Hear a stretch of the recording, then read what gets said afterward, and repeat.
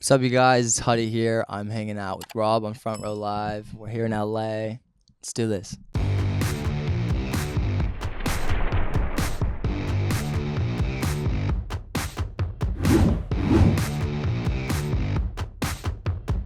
What's up, guys? Rob here, Front Row Live Entertainment. I'm reunited with Huddy. It's been a couple years, man, and it's like you've evolved so much in the last couple years since we last sat down and spoke together.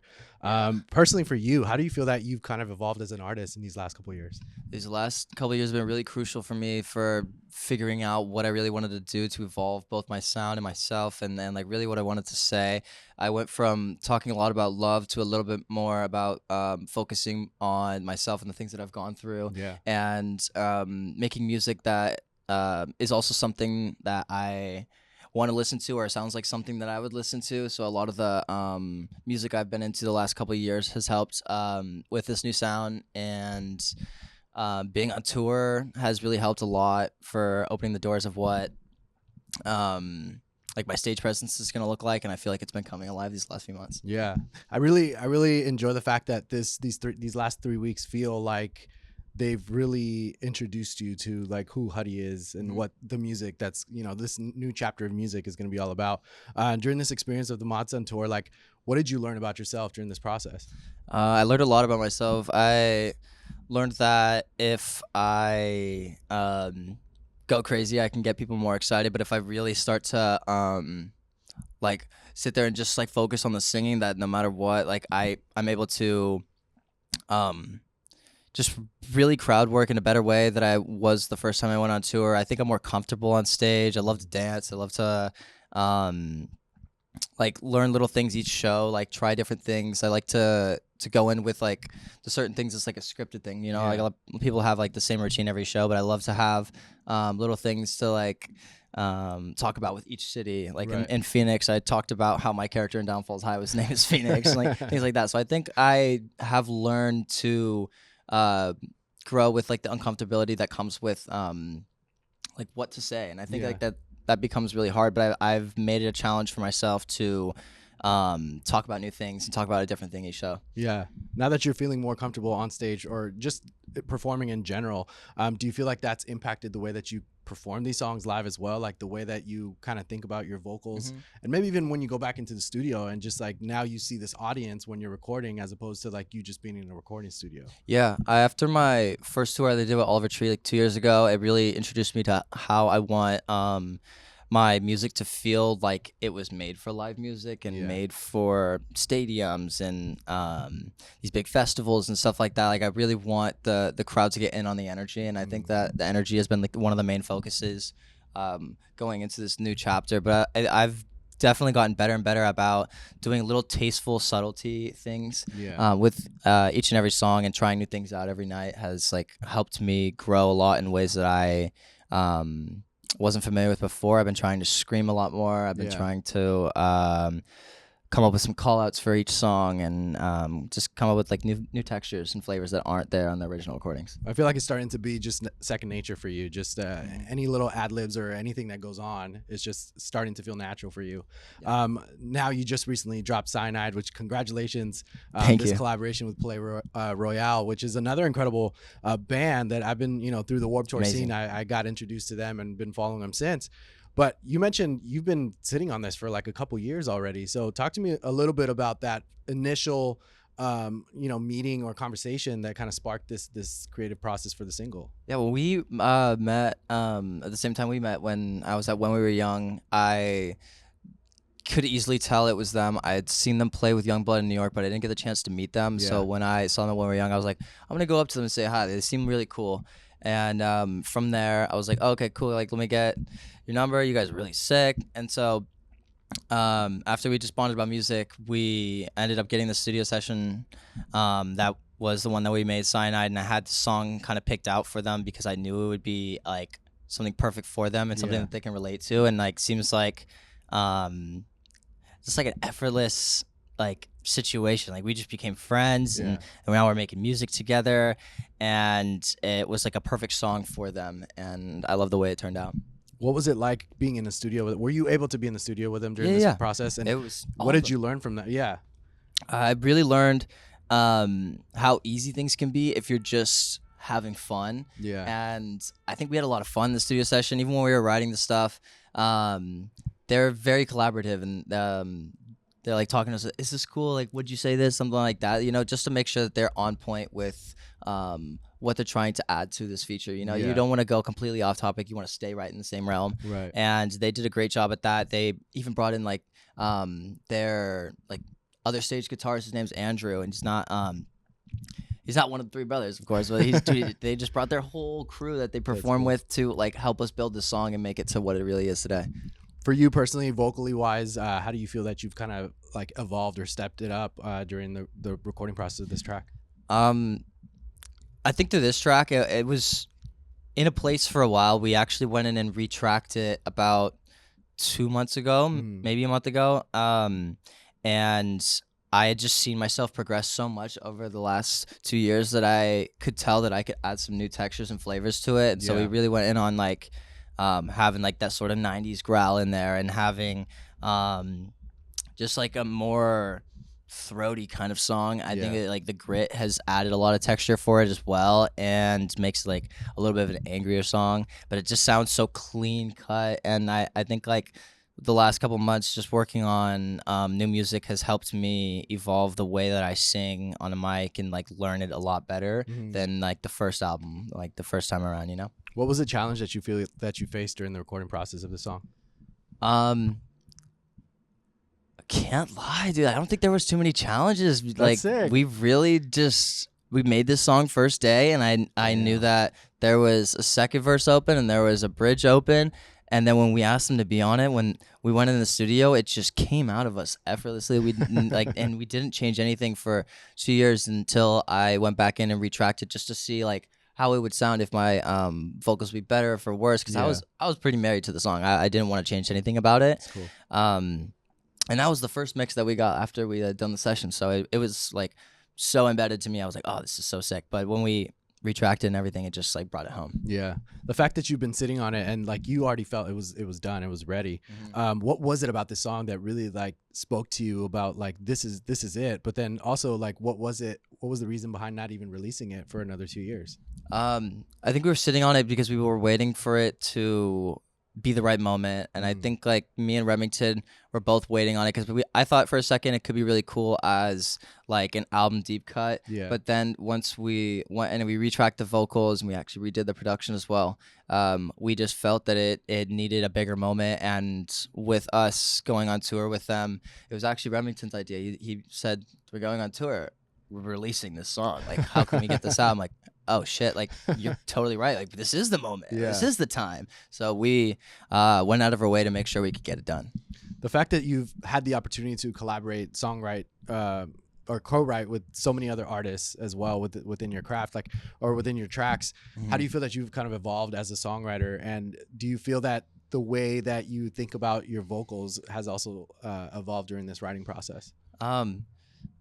Honestly, the keys have been to go in and freestyle melodies, because I think that can help you build from somewhere. And then when you go in, I've become really in tune with what I'm trying to say, and it all starts really from a concept for me. So once I have that concept, I try not to run away from it, and I try to stick to what it needs to be in a sentence.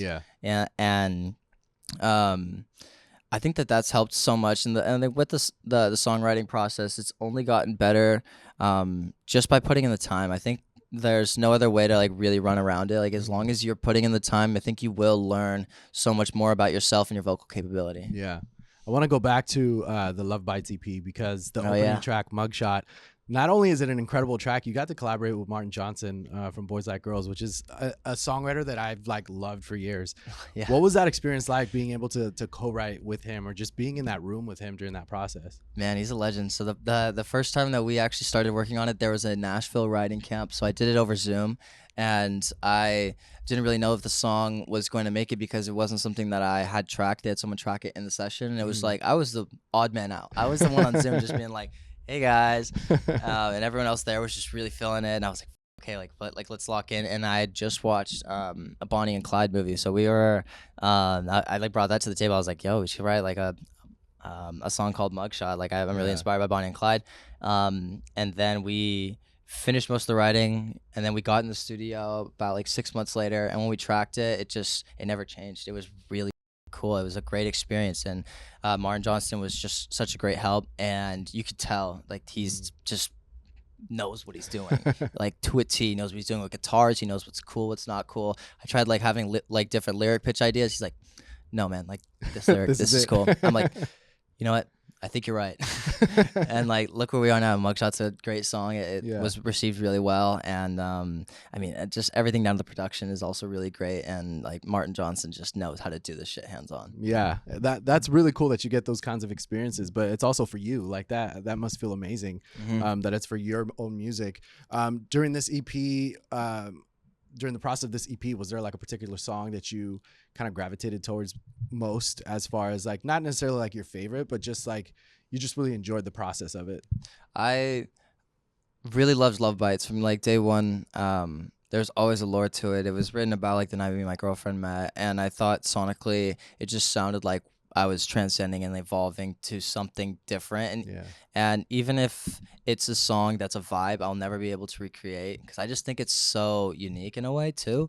Like it's referenced from a bunch of different like 80s songs, and like the current Weekend and the old Billy Idol songs and stuff like that. It was just something that I hadn't tried before, and I don't think I could recreate, because when I tried to recreate it, I just like felt like it didn't have the same like amount of purpose that Love Bites did. So I've always gravitated towards it. That's cool. Now you have Sinai that's out now. You know, this is a new era for you. There's a new signing that just happened. Congratulations. Thank you so much. So this chapter of Sinai, where does this take you as far as like your music goes? It's my unofficial, official first single of my next album, The One. And we're gonna start the rollout next year. We're gonna do the rollout next year. But I really wanted to have this moment, and so did Remington, where we put out a song together and then toured together and just showed people what we can do. And like I think that the people there are gonna really love it and be like, wait, what? Dude, they have this song that just came out? Oh, what is it? Like, people are just gonna be like mind boggled by like how cool it is. And I think that it fits both of our vibes just so well. So I think it's just like showing people like, hey, this is a smidge of like what this next album's going to hold. And it's already just, it's heavier, it's darker, it's got more grit and juice. It's just like an all-around banger, but it just shows you what the world is going to be in a small like dose. I like that. And I do love the fact that you're going into a heavier kind of sound with this track.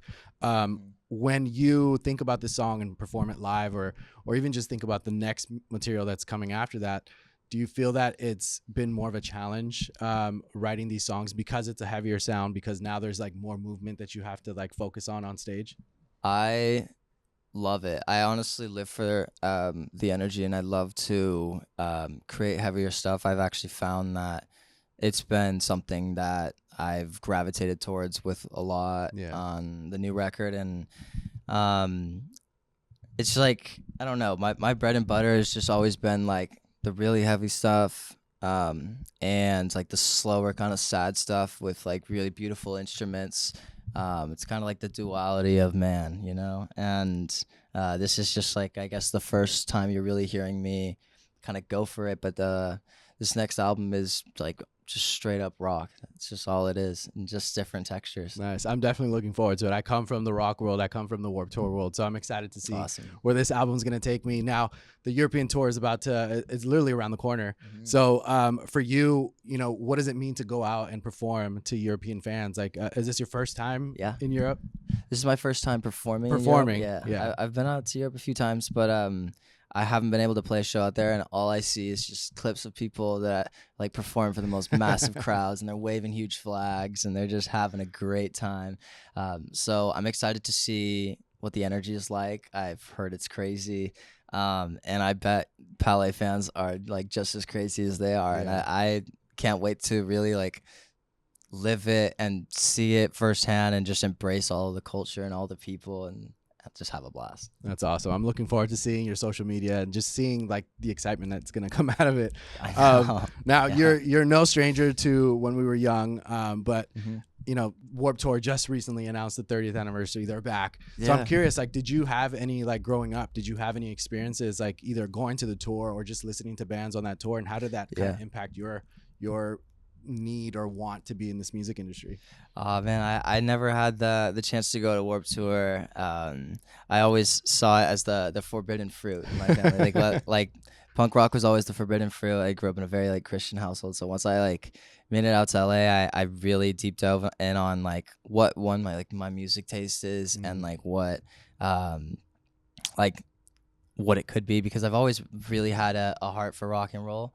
And seeing all the bands that come from Warped Tour, just like looking back on him, just like, dude, what do you mean Katy Perry was there? What do you mean like there's just so many acts that started, and I'm working with like my management now. They're just telling me all the stories about Warped Tour back in the day. They were pretty much around the whole thing. Yeah, they were the first. They were the first people, like him and Kevin Lyman. Yeah, back in the day. It's just crazy, dude.